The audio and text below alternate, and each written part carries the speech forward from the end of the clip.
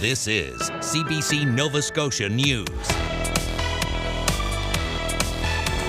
Tonight, Dartmouth Cove blockade. Police are called after the company behind the proposed project tries to block access to the trail along it. Looming strike. What a rail shutdown could mean for ports on the East Coast. And slow uptake. Only half of Nova Scotians have logged onto the Your Health NS app. Somewhat unsettled today with a few scattered showers lingering around. We'll clean things up temporarily and just in time for the weekend, another area of low pressure. I'll have all the details coming up.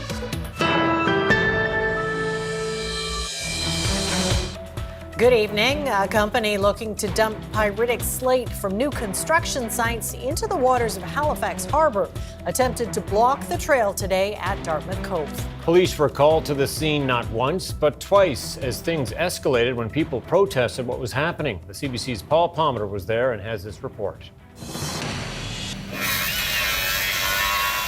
Early this afternoon, Atlantic Road Construction and Paving put up a barrier blocking one end of the trail that stretches along Dartmouth Cove. The company does not yet have approval from Transport Canada for their proposed infilling project. The lands are a combination of private land and land owned by HRM and the province. Blocking the trail did not go over well with people trying to use it. It's very frustrating that a company, first off, would try to infill the cove, but second, employ these tactics, these dirty tricks to really just frustrate the whole community. Some people were already on the trail when the blockade went in. With no way out, they decided to scale the barricade and cross over it as the workers were still working on it. It's kind of surprising to me that they blocked off the public trail, which I would say I use on a really regular basis. So I'm not super happy that it's blocked off. Everybody's caught by surprise. So this is, I don't get it. This is provocative in my eyes. Police were on hand as the work continued, and when the crew was finished, they drove to the other end of the cove to block the trail there. Large concrete barriers were lowered as people started to gather around the entrance to force them to stop. Police continued to monitor the situation and told the company to stop before they put their last barrier in place. Feels like we're being violated. You know, it's public property here, and they're taking liberties, and I guess they think they have the right to do what they're doing. I'm not sure, or they're just trying to stir things up here. In all my years on council, I've never seen anyone behave like this, right? This is not their property. Their property's over there. We have an easement over it. They're just dropping things out in the public right away. Later in the afternoon, a Build Nova Scotia employee unlocked a section of fence that allowed people an area to enter the trail, but it's not wheelchair accessible. The company's actions have drawn the ire of many. These are bully tactics by a company that has no approval to do anything. So it's shocking, but it's of a piece with the way this company has behaved towards this community and towards this land. And certainly the community's made it clear today that they're going to continue to stand their ground. Bruce Wood with Atlantic Road Construction and Paving says they were trying to put temporary safety fencing up to carry out work on the property that would take a week or two. He says a judge agreed last week that a judicial review process around the permit approval can proceed. Wood also stated the disposal of pyritic slate is an important issue for the growth of the city as it urgently needs housing and other infrastructure. Paul Palmer, CBC News, Dartmouth. A spokesperson for Build Nova Scotia told CBC late this afternoon that the province is ordering the removal of all fencing, concrete blocks, and other barriers that obstruct access to the trail.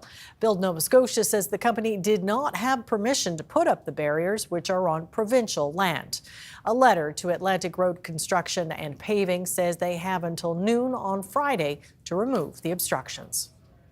A looming work stoppage threatens to shut down rail traffic across Canada at just after midnight. There are growing calls for the federal government to intervene, but the Prime Minister says it's up to the railways and the union to come to terms. My message is very straightforward. It is in the best interest of both sides to continue doing the hard work at the table to find a negotiated resolution. Both Canadian National and Canadian Pacific Kansas City railways are on the brink of locking out more than 9,300 workers. The Teamsters Union, which represents the engineers, conductors, and yard workers, says safety issues and working conditions are the key sticking points in negotiations. The federal government has already rejected a call for binding arbitration. A rail shutdown would stop the shipment of about $1 billion a day worth of goods in this country.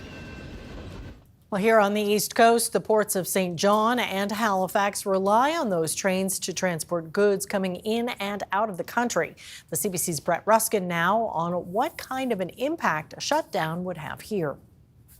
This is going to be a key spot to watch in this labor dispute because take a look behind me here. These cranes unload cargo from ships that arrive from abroad and they get loaded onto trains like this one that is making its way inland. So you can see the train come behind me here. The cargo that is on these containers has all kinds of things that Canadians use every single day, from the clothes that we wear to the food that we eat to the electronics that we use. So this is a key node, a key hub between different modes of transportation, from those cranes, from the ships that I mentioned, to the trains here.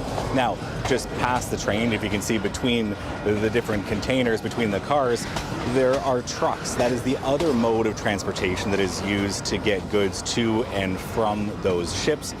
The trucks are there as another way to get and those deliveries made. Now, this could be a way to mitigate some of the impact of this dispute, but you would need lots more trucks, you would need lots more drivers, you would need to break up trains like these into those individual truck deliveries. And so there is a logistics headache, logistics problem involved with making those adjustments and making them quickly in the event of a labor disruption. So again, this is one of the places that we will be watching closely in the event of a labor disruption as a result of a strike or lockout.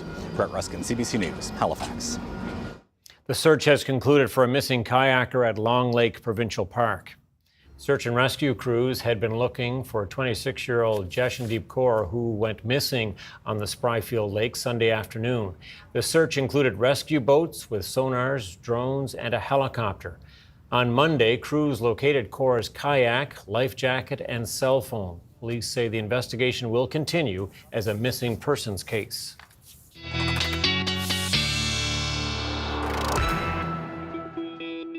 Time for our first quick look at the weather forecast. Here's Tina. And Tina, it seems like the humidity's gone down a little bit at least. It has. It's snuck down just a little bit through the overnight hours, and most of the rain today wasn't as widespread as what we saw yesterday, and a lot of the fog patches did manage to lift, but the winds are still coming out of the south to southwest, and that means that along areas of the coast where the winds blow directly on shore, there were some fog patches that really were a little bit stubborn or not too far away off the coast.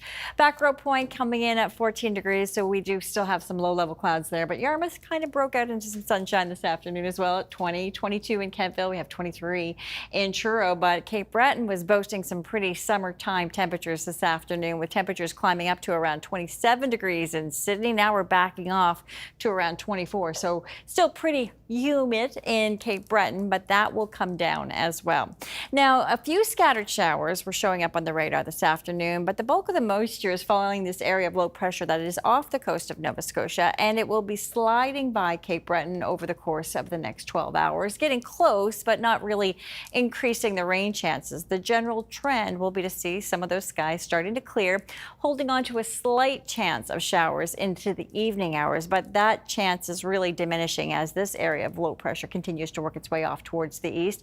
And another developing area of low pressure over parts of New Brunswick, which is going to slide by on Friday, and that will bring back the chances for rain. But I think in between these two systems, we're going to get some sunshine back here on Thursday, and that's going to bring our temperatures back up into the 20s. But for tonight, it's fog patches and partly cloudy skies. So if you're a stargazer, I think you'll have a chance at seeing some for this evening. That's something to look forward to. Yeah, that's right. All right, thanks so much, Tina. We'll talk in a bit.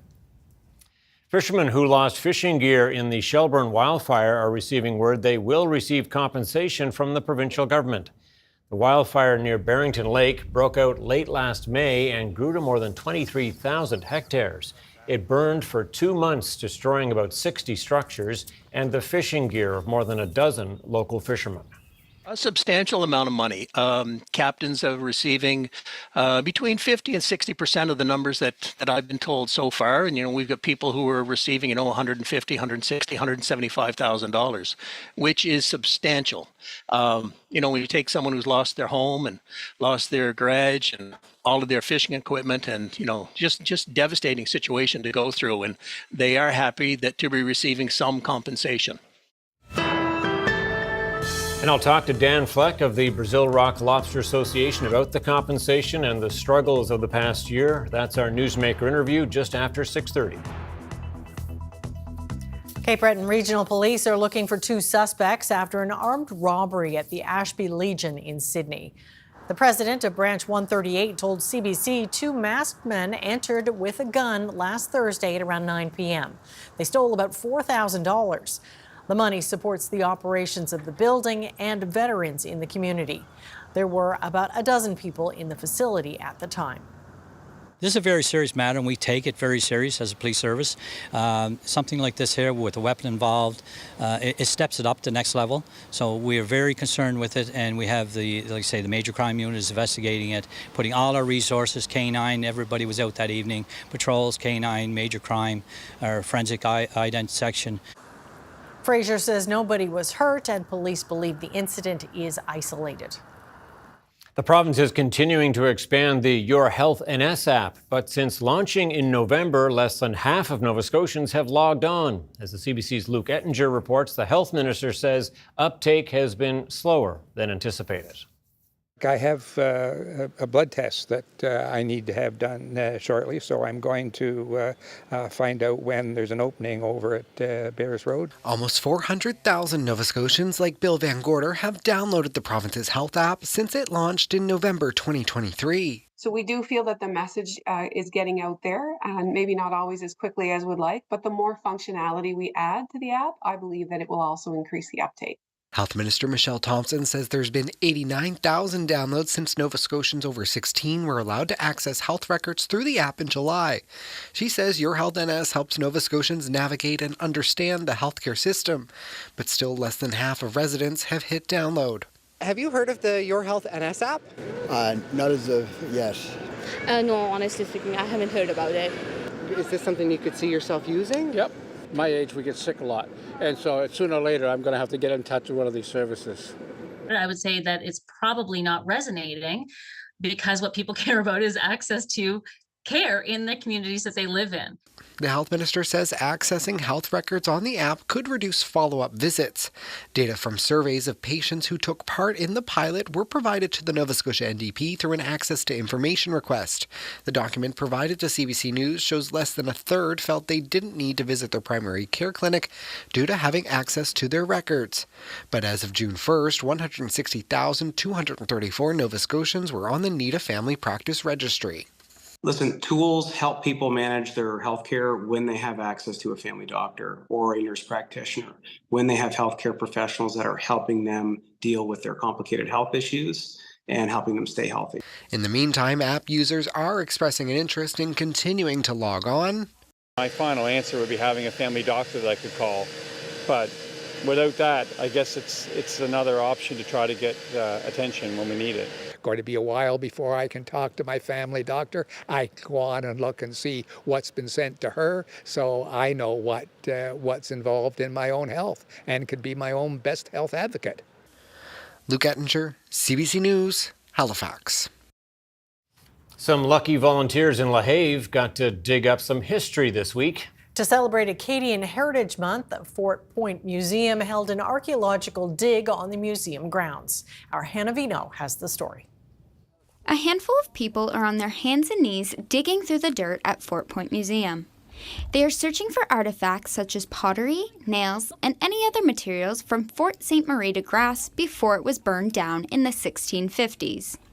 Archaeologist Wesley Weatherby says this was the first permanent settlement attempt by the French government in this peninsula. He says they are looking at the remains of the palisade, which was a kind of wooden fence that protected the fort from attacks. In the 70s, they found there was archaeologists here who uncovered about 25 meters of the Palisade Trench. And we're back here now to collect radiocarbon dates and get the community out here and get their hands dirty and really see their history right in the ground. These sisters are excited to be part of the fun. While they weren't sure if they would be able to find anything, they were in for a pleasant surprise. I really liked going up to that machine where you're shaking it and then looking for all those exciting things, because sometimes you even find something cool. Have you found anything this morning? I found a couple small pieces like of bricks and stuff, but other people like my sister and mother have found really cool things, like pots of pottery. Someone found a nail, which was really cool. It is exciting, but it is also hard with all the roots and the rocks, but it is an exciting experience. People with family connections in the area and even people passing by stopped in to see what was being dug up. So I'm 11th generation Acadienne, and so the Beaubassin area, this area, Grand Pré, the Yarmouth, the French Shore, they're all of huge interest to me. And yeah, it's important that people know where they come from and what happened before they got there. Weatherby says the hope is to be able to offer more public digs in the future, something the public volunteers said they would love to be a part of again. Hannah Vino, CBC News, LaHave. I'm kind of with her. It might be fun operating that machine. They're working pretty hard. You never know what you might find. First quick break on the way. Stay with us. Yes, there's a lot more to come on CBC Nova Scotia News. Coming up, Governor Tim Walz is set to take center stage at the Democratic National Convention to accept the VP nomination. And we'll have more on the potential labor disruptions that could bring freight traffic on Canada's two biggest networks to a halt. And there's a view from our harbor cam tonight. Dina is back next with full weather forecast. We'll see you in just a few minutes.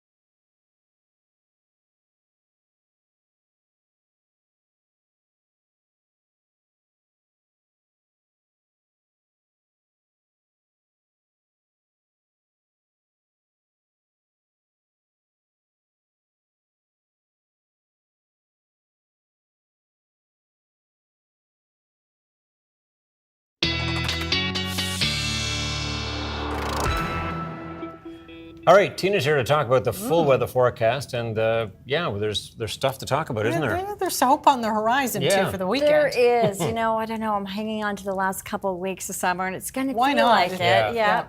Less humid though today. I don't know if you got a chance to kind of feel that. Not so much Cape Breton. The humidity was still a little bit higher, and so were the temperatures. Getting a little bit more sunshine there, at least initially for the beginning part of the day. But the sun was kind of hiding behind those high clouds that were in and out of our skies as we watched an area of low pressure right along the eastern seaboard and continue to work its way off towards the north and east, heading towards Newfoundland, but it's still brushing close by to the coastline. Also, we have another area of low pressure that's basically just to the west of Maine, pushing in to parts of Quebec, but it's this system that's going to stick around, especially for New Brunswick, keeping the showers in, but it's going to be close enough that we'll keep the showers in for northern Nova Scotia for the next couple of hours. Once the sun is starting to set, the clouds will still remain in the skies, but there will be breaks in the clouds, and I do think partly cloudy skies will be the general trend tonight.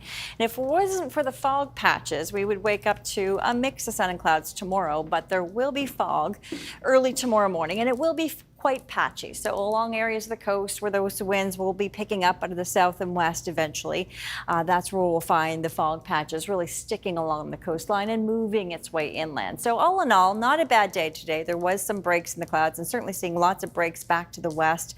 And the temperatures have reflected where we saw the sunshine. In fact, inland, we're still seeing those temperatures hanging on into the lower 20s, but it is cooler along areas of the coast where those southwesterly winds are blowing directly on shore. And there have been some fog banks that have been fairly stubborn.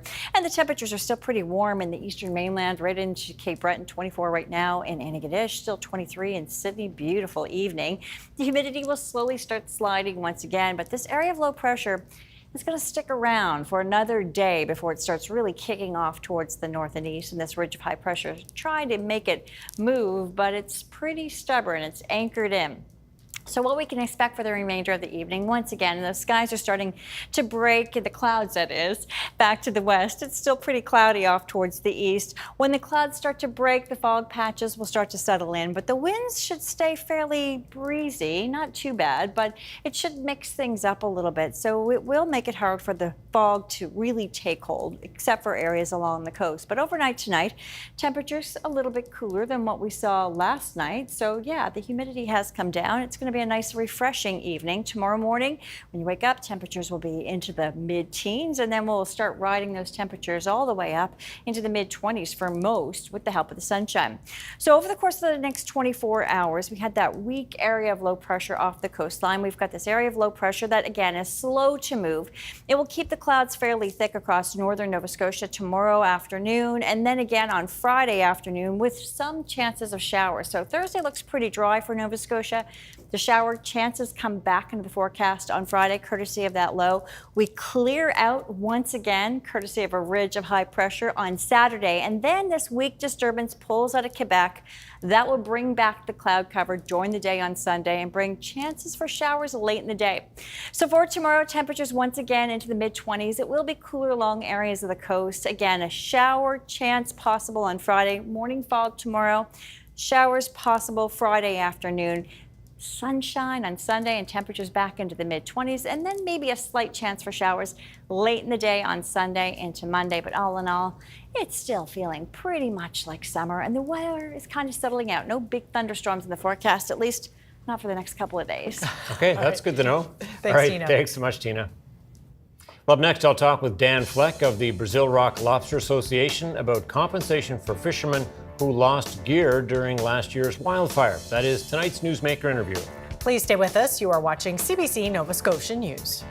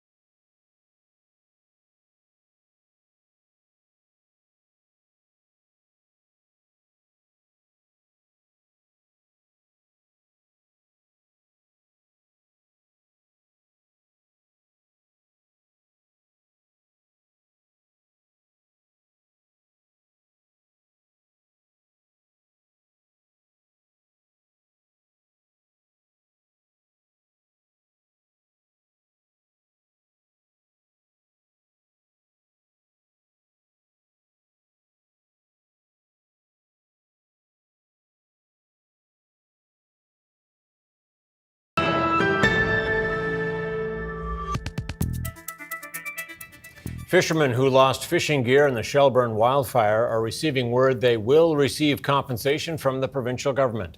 The wildfire near Barrington Lake last May burned for 2 months, destroying about 60 structures and the fishing gear of more than a dozen local fishermen.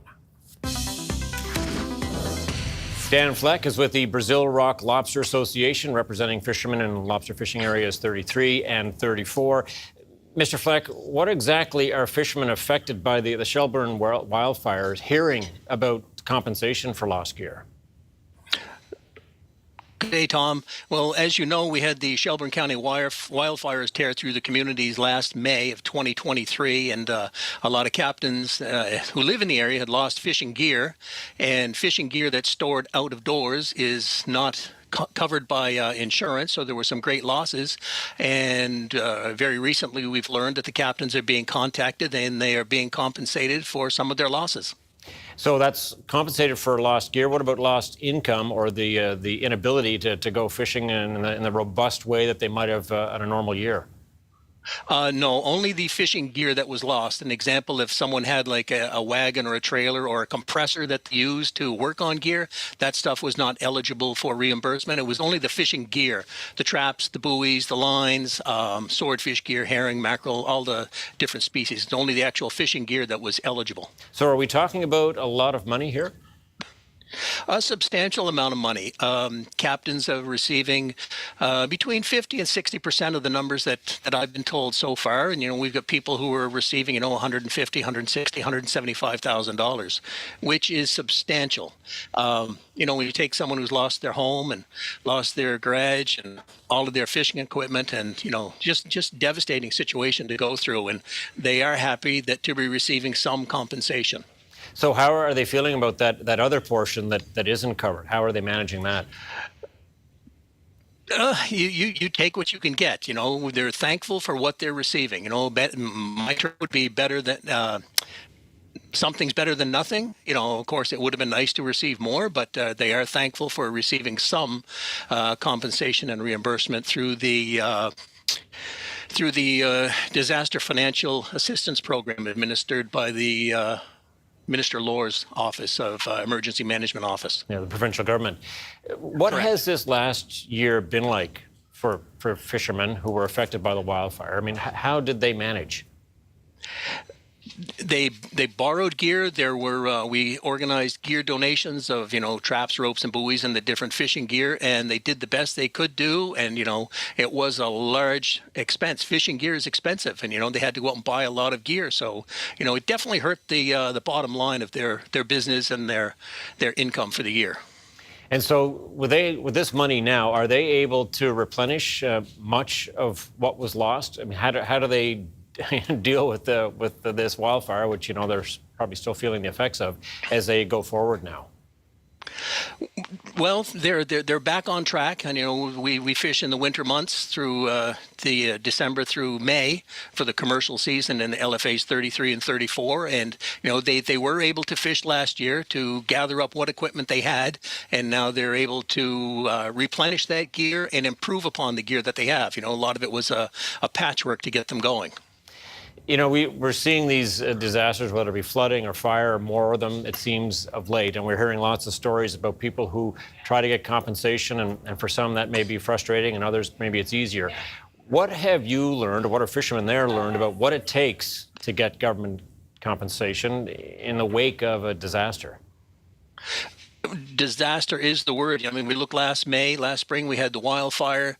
A few months later, we had the tragic floods. Then again, this year there was another tragedy with the floods again. This takes time. It's all goes into this same program, and it takes a lot of time to go through it. One of the things that we did mention to our local MLAs, Nolan Young and Colton LeBlanc and MP Rick Perkins, who assisted us with this, is that in future, hopefully it never happens, but if this situation does rise again, that there be a community navigator or someone within the department to help these people navigate the labyrinth of the questions, the answers, the documentation that they need to go through this process. It's a cumbersome process, and they are thankful because we did have community members who called and volunteered to assist these people with this program. You know, if someone lost their home, everything, you know, and they're going through this process, and then to try and deal with hundreds of documents and this, I call it the labyrinth, just this maze of bureaucracy to go through it. So that we had community members step up, retired people or whoever, professionals, and volunteered to help these people through this, which was very nice, and the captains are thankful for that. Dan Fleck is with the Brazil Rock Lobster Association. Thank you for the update. You're welcome, Tom. Thank you. Coming up, experts warn the future of salmon in BC's river is at risk after years of heat and drought.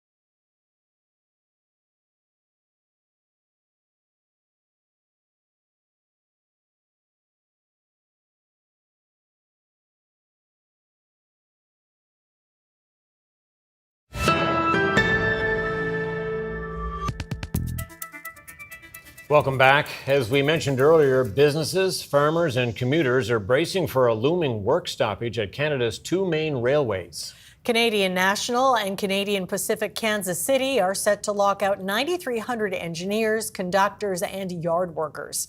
And as Evan Dyer reports, the federal government is showing signs it intends to intervene to keep the trains on track. As Canada's two main railroads rolled towards a midnight showdown with the Teamsters Union, Canada's main business organizations called on the federal government to show leadership and act before our trains, and with them our economy, grind to a halt. It's mind-blowing that we could get to this situation. Farmer Steve Vandervalk has one eye on the talks while working to bring in a crop of barley that may have nowhere to go. His bottom line is already taking a hit. I have one contract that it could cost me $500,000 if they decide not to take my contract because the prices have come way down. It's going to be catastrophic. About 80% of rail customers are captive to one of those railways, so they do not have an alternative if rail is out. And this is going to have a ripple effect throughout the economy. There could also be disruptions to some passenger train traffic, including commuter trains in Toronto, Montreal and Vancouver. Via Rail would be mostly unaffected, but the federal government has resisted calls to intervene.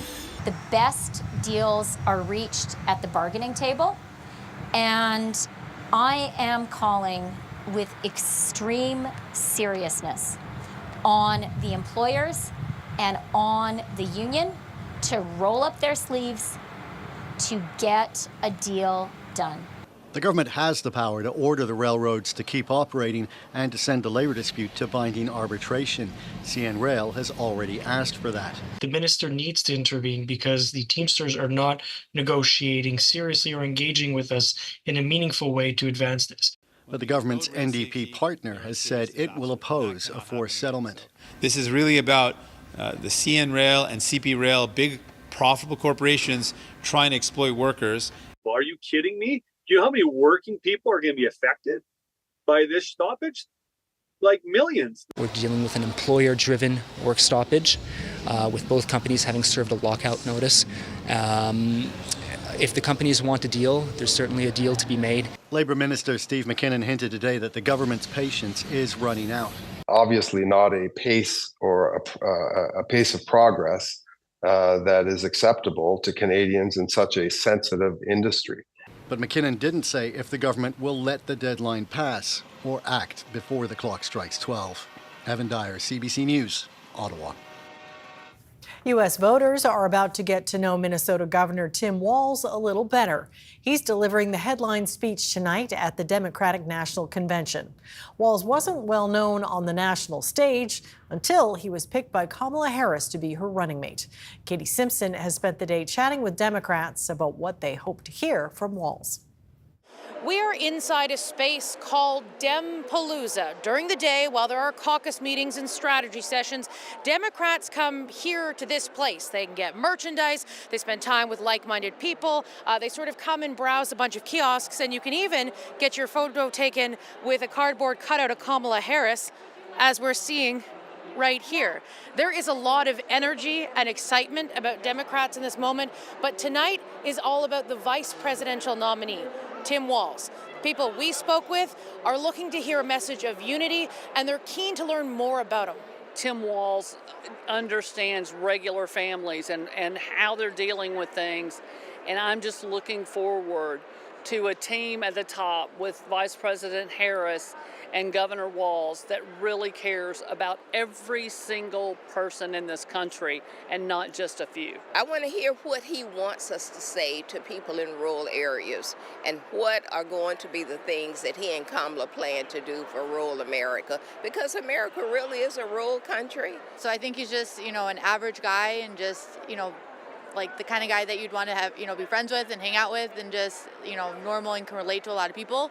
And I think Kamala Harris and Tim Walz are both, from middle class backgrounds and, can relate to what people are struggling with. Democrats we've been speaking with tell us they're feeling unified, they're feeling energized, especially after listening to last night's speeches by former President Barack Obama and former First Lady Michelle Obama. Both went on the offensive, attacking Donald Trump and Republicans. There's the childish nicknames, the crazy conspiracy theories, this weird obsession with crowd sizes. They always say, sure, please stick to policy, don't get personal. And yet they're getting personal all night long, these people. Well, the vibes this convention might be feeling really positive, might be feeling really strong. the reality is this is going to be a very close election, and they urged everyone to get involved and to help get out the vote come November. Katie Simpson, CBC News, Chicago.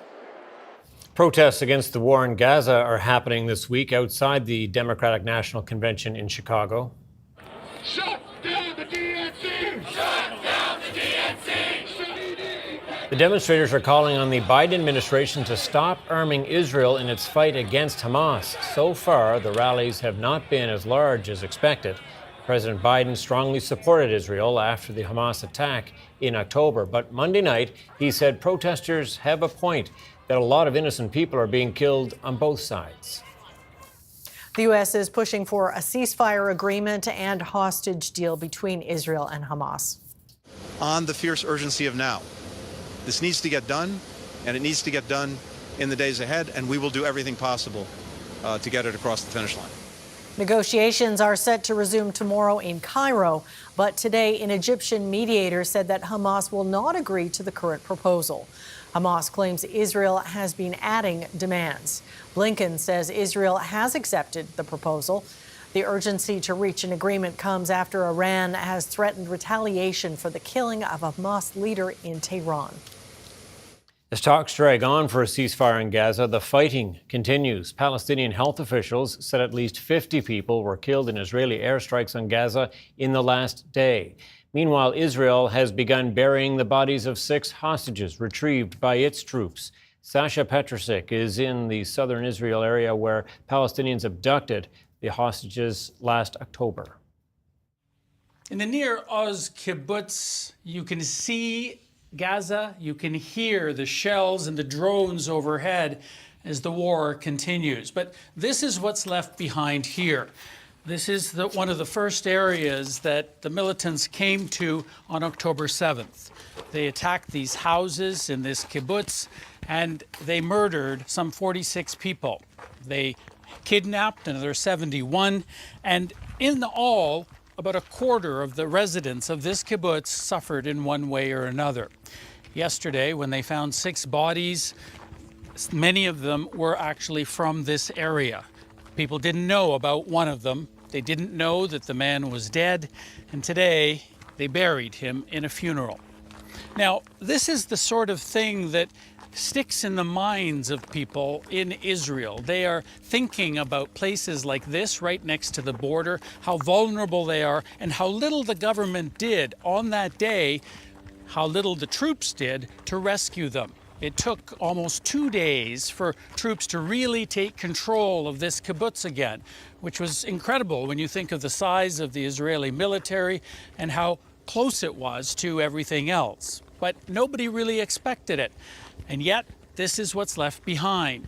Charred houses, still in destruction. You can practically see how people had left their cups, which are broken, dishes which are on the floor, and lives which have been torn apart. This is what's left of Nir Oz, one of the kibbutzes that were attacked on October the 7th, and very much in the consciousness and in the memories now of Israel, but also very much why people think that they are blaming the government for not reacting quickly enough. They are blaming the military for not getting here quickly enough.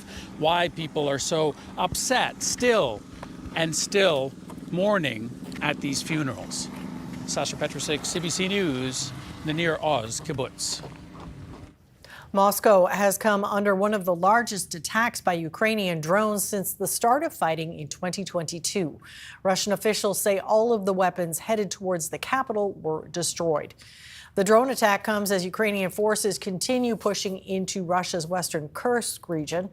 This is Ukrainian video of that assault. Russia says it has shot down dozens of drones that were sent from Ukraine, including the ones that targeted Moscow.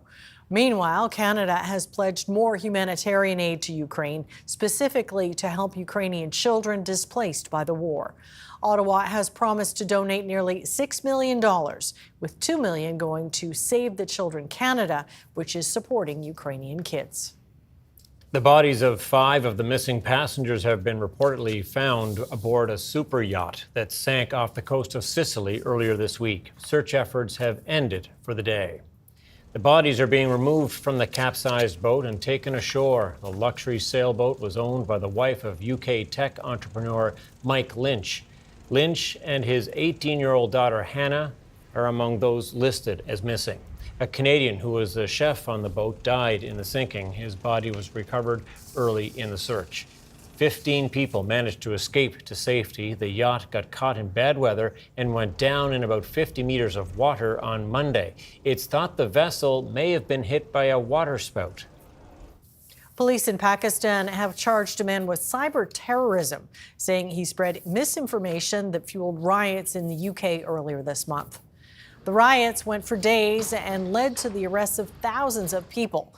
The violence started after online posts from the accused said the suspect in the killing of 3 girls at a dance class in England was a recent asylum seeker with a Muslim name.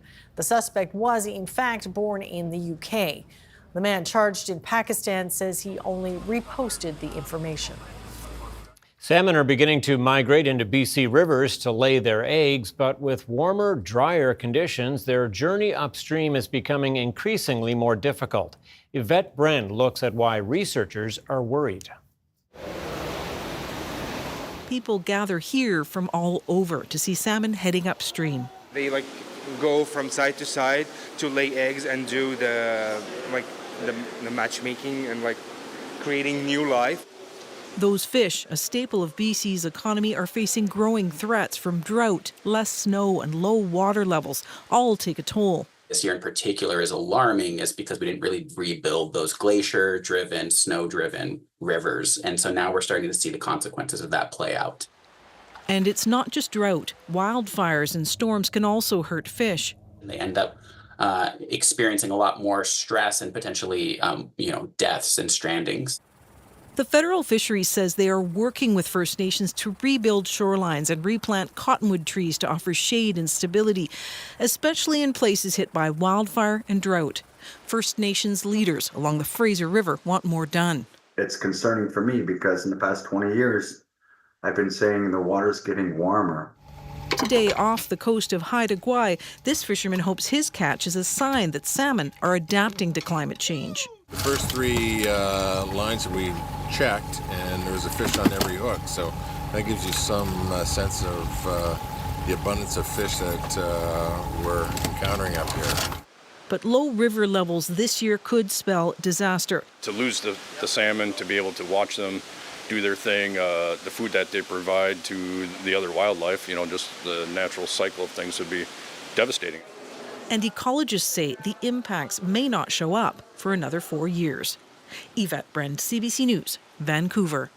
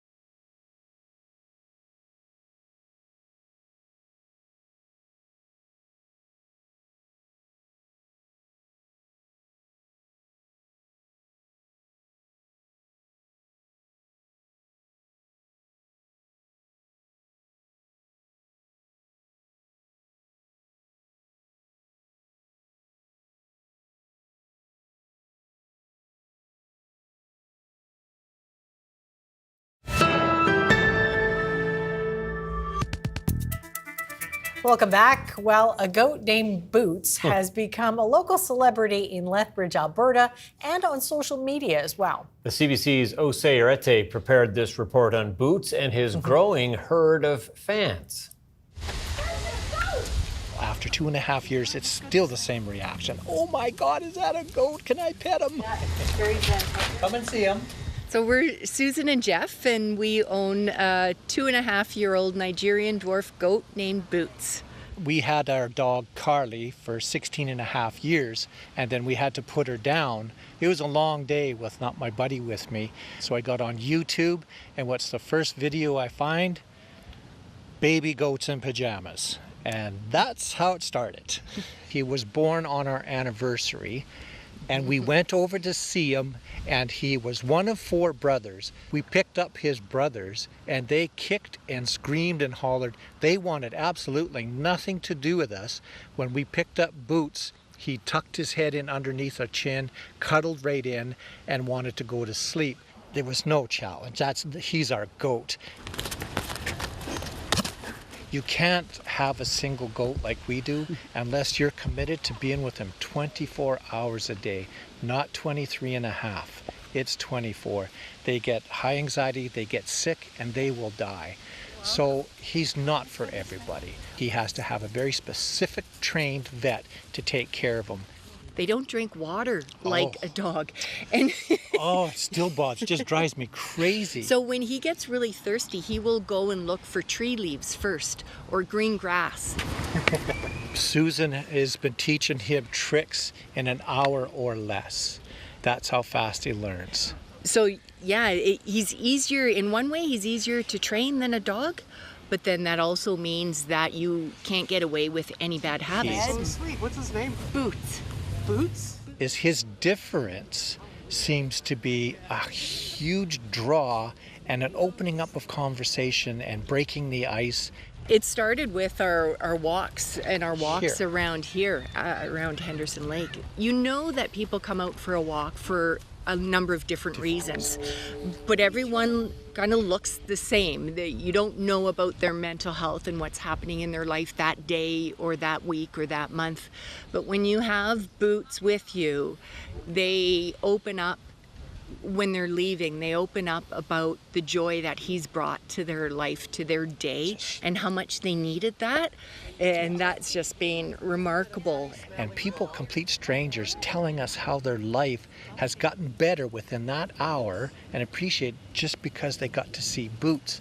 So it's fascinating because he's not a therapy goat. He's not trained. We're not trained. He's a pet on a leash.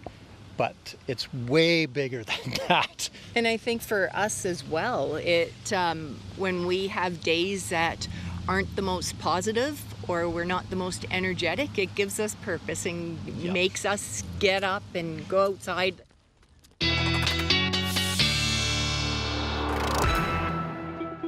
All right, Tina, maybe that's what you need. Yeah, you were saying to mow your lawn, right? Exactly. Lots to eat at my lawn, that's for sure. That's good. It's all organic. That'd be a real commitment having Boots as a pet, though. 24/7. Not yeah, a minute. intense. He likes to be alone. Wow. Yeah. Okay, Boots, well done. Weather forecast. I don't know if it's well done, but it's pretty done. He seems to be entertaining people. Absolutely, for sure. We do have some scattered showers that were intermittent with us today. Nothing like what we saw yesterday. There was some pretty heavy downpours, especially across northern Nova Scotia. But we did see more sunshine initially today across Cape Breton, and the temperatures were up into the upper 20s. Now they're settling back to around 22 in Sydney. We have 21 in Halifax as well as Yarmouth. And we're seeing some nice temperatures through the Annapolis Valley, where we did see some peaks of sunshine, and now it's really started to clear. But there is a disturbance off the coast. It continues to travel off towards the east and really unsettled across parts of northern Nova Scotia, really towards the Nova Scotia-New Brunswick border, and more activity on the radar across New Brunswick. But again, nothing like what we saw yesterday.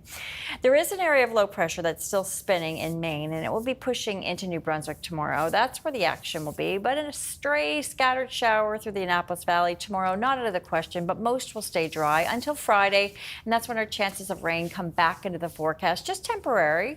and then we'll clear back out on Saturday. So for tomorrow, temperatures will be ranging into the 20s, a little bit cooler along areas of the coast. Then we'll dry out during the day, showers back on Friday, and then showers back late in the day on Sunday into Monday. It's not a bad All right, forecast. not so bad at all. Thanks so much, Tina. Haven't had enough animals on the show No, tonight. some more. A New York zoo has welcomed a new bundle of joy. The tiny critter weighed less than a kilogram when it was born and will only weigh as much as a large watermelon as an adult. Have a look. The International Union for Conservation of Nature has designated the species called the southern poodoo as near threatened. It's native to Chile and Argentina, where its population has been decreasing because of land development and invasive species. For now, the newborn fawn will live with its parents at the zoo in Queens. There are 2 others at a zoo in nearby Brooklyn, so a play date could be in their near future. Oh, how cute would that be? Pretty cute. That's it for us tonight. Thanks so much for watching. We'll see you next time. Good night. Bye-bye.